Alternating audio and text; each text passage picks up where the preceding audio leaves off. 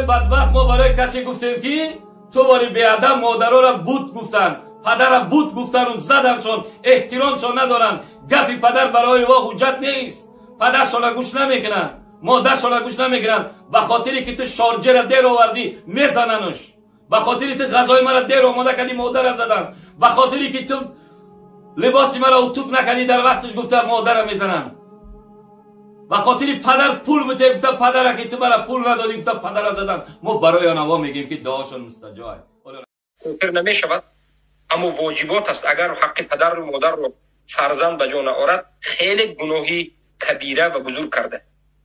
حتی به سبب اینکه پدر و مادر مسلمان از فرزندش راضی نشود، همون فرزند به سبب راضی نشدن پدر و مادر به جهنم میره. الله المستعان. عاقل والدین. زیرا که الله سبحانه و تعالی در قرآن آشکار و واضح بیان میکنه: اعوذ بالله من الشیطان الرجیم وقضى ربك الا تعبدوا الا اياه وبالوالدين احسانا. الله سبحانه و تعالی به تو فرض کرد که یگانه الله را عبادت بکنی و غیر از الله هیچ کسی را عبادت نکنی. و بعد از این که یگانه الله را عبادت بکنی چرا یک چیزی مهم را ذکر کرد و به پدر و مادرت احسان نیکویی بکنی، به اونها کمک بکنی، دستگیری بکنی. و در دوام یاد میگه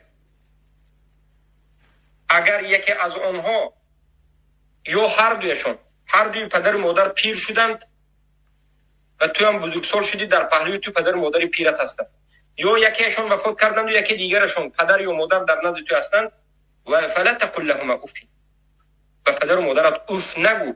معنای سخن این است که از همه کمترین گناهی، از همه بی‌ادبی پسترین اف گفتن است.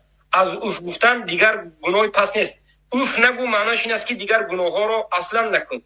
داد گفتن و بلند گفتن و چش را علا کردن و به اونها زدن و بارک الله فیکم یا به اونها جنگ و جدال کردن و طعام ندادن، این خیلی کارها را نکن. ولا تنحرهما، البته به اونها معامله بدانه معامله نکن، بلکه به خوبی معامله بکن. حتی اگر پدر و مادر کافر باشد، به اونها الله سبحانه و تعالی امر کرد که و این جاهدک علی ان تشرک بما لیس لک به علم فلا تطعهما، به پدر و مادر کافرت اطاعت نکن، اما و صاحبهما فی الدنیا معروفه، اما سخنهای خوب گو، اما براءت خود را از کفر و شرک اونها و از خودشان هم اعلام بکن. چه که حضرت ابراهیم علیه السلام براءت را اعلام کرد. اما مسئله اینجاست که وقتی که فرزند زن میگیرد، در عرف عادت تاجیکا به مشکلی سخت گرفتار میشود.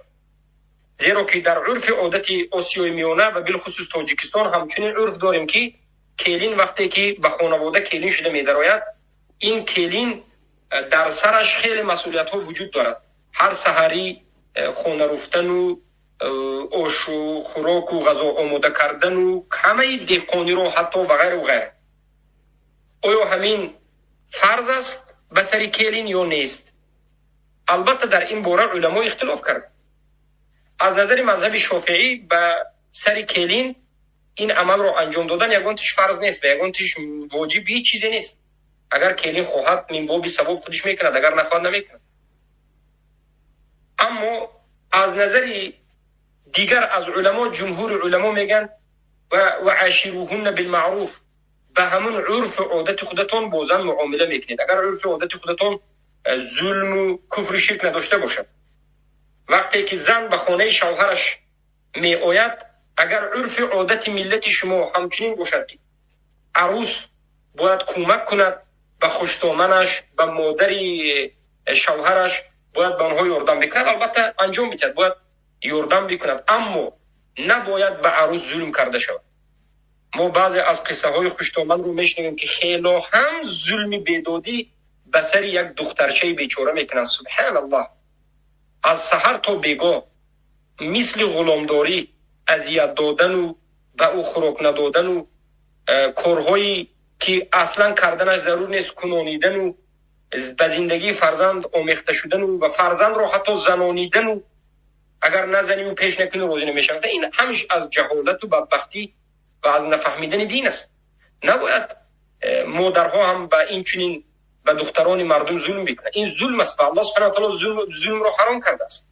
یا عبادی، الله میگه یا عبادی انی حرمت الظلم علی نفسی فجعلته محرما بینکم فلا تظالموا. ای بندگان من ظلم را به نفسم حرام کردم و در بین شما هم حرام کردم و در بین همدیگر ظلم نکنید. بارک الله فیکم.